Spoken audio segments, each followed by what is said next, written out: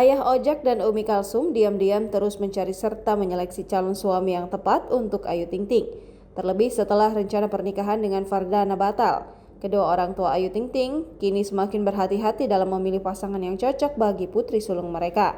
Dikutip banjarmasin.co.id dari postingan YouTube Star Pro Indonesia pada Selasa 11 Februari 2025, Umi Kalsum mengatakan saat ini memang banyak pria yang lagi mendekati Ibunda Bilqis. Bahkan mereka sangat ketat dalam menyeleksi karena tidak ingin gagal lagi seperti sebelumnya. Mereka merasa kini Ayu Ting Ting sedang dekat dengan seorang pria. Hanya saja Ayu belum memberitahukan kepada mereka. Satu suara dengan suami, Umi Kalsum juga merasa Ayu masih merahasiakan sosok pria itu.